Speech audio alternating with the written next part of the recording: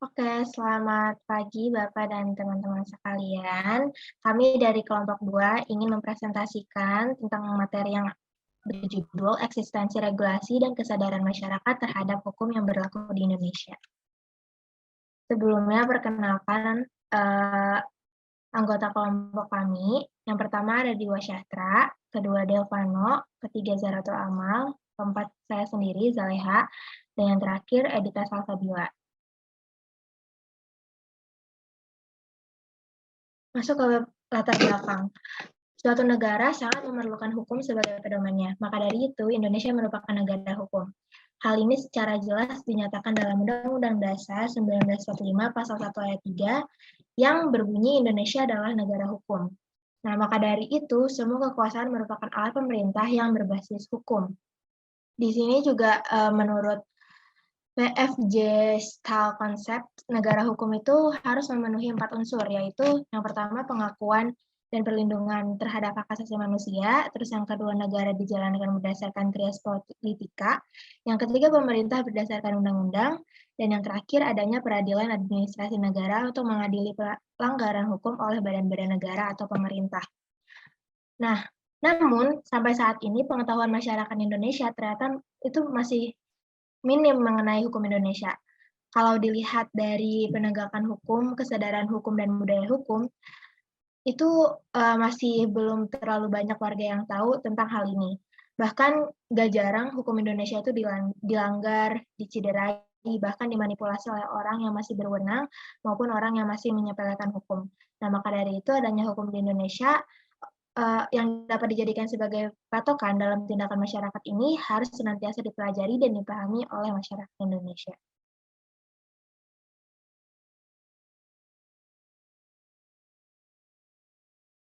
Oke, mohon maaf, akan saya lanjutkan tentang alasan mengambil judul. Hukum Indonesia merupakan pedoman yang penting untuk memberikan petunjuk kepada masyarakat dalam berperilaku sesuai dengan norma-norma. Nah, namun masyarakat Indonesia itu sendiri masih banyak yang belum memiliki rasa kesadaran dan pentingnya akan hukum Indonesia.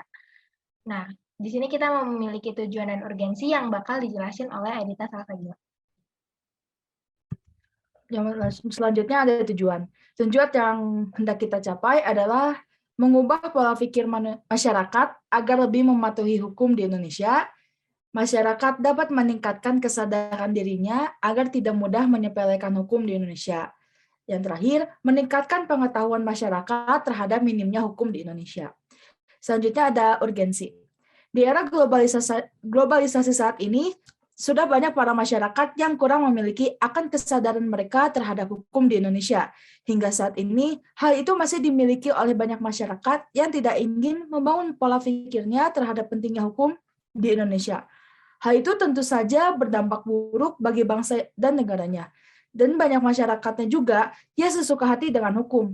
Maka dari itu, sangat dipentingkan untuk para masyarakat agar dapat meningkatkan pengetahuan tentang perhukuman di Indonesia ini, karena dapat menunjukkan kebanggaan kita sebagai warga Indonesia. Tentunya dengan menjadikan hukum di Indonesia ini sebagai patokan dalam tindakan masyarakat yang belum memiliki rasa akan kesadaran hukum. Selanjutnya akan dijelaskan oleh Diwa.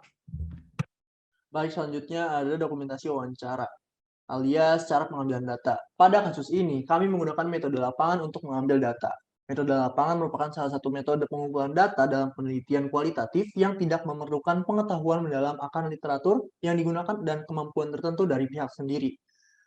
Dalam metode lapangan ini, kami melakukan beberapa wawancara secara virtual bersama beberapa remaja dan membagikan transkrip interview yang berisi tanggapan mengenai pentingnya etika komunikasi kepada remaja melalui media sosial.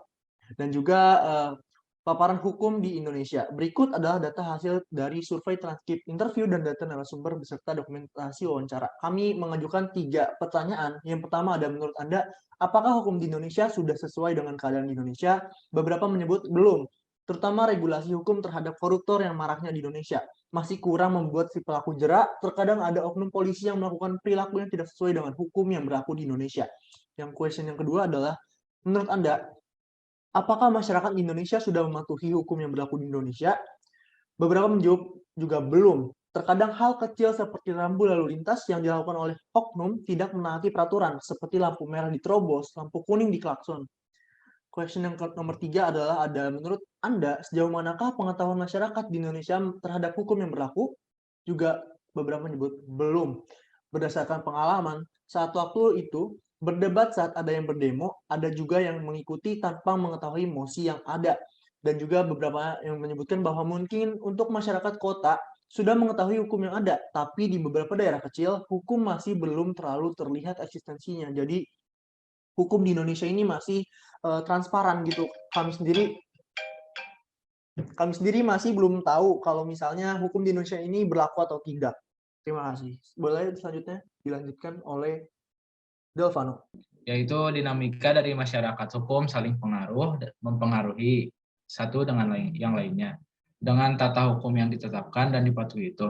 Dengan demikian, perkembangan atau dinamika dari masyarakat akan mempengaruhi tata hukum dari masyarakat itu. Begitu juga sebaliknya, perihal dari perkembangan tata hukumnya akan mempengaruhi perkembangan atau dinamika dari masyarakat yang menetapkan tata hukum itu.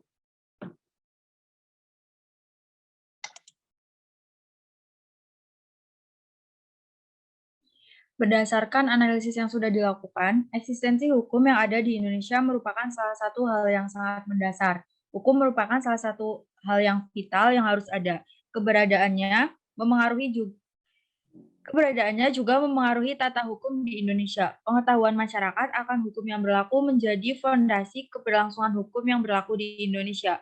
Namun ternyata kesadaran warga negara akan hukum ini belum sepenuhnya dirasakan. Banyak sekali masyarakat yang pengetahuan hukumnya masih di bawah rata-rata. Hal ini menimbulkan hukum yang berlaku di Indonesia tidak berjalan sesuai dengan yang diharapkan. Diperlukan adanya peringatan atau kesadaran hukum bagi masyarakat di Indonesia. Next. Dan berikut adalah beberapa sumber yang kami jadikan sebagai patokan dalam membuat makalah dan presentasi kali ini. Sekian presentasi kali ini, apakah ada yang ingin ditanyakan? Terima kasih. Assalamualaikum warahmatullahi wabarakatuh.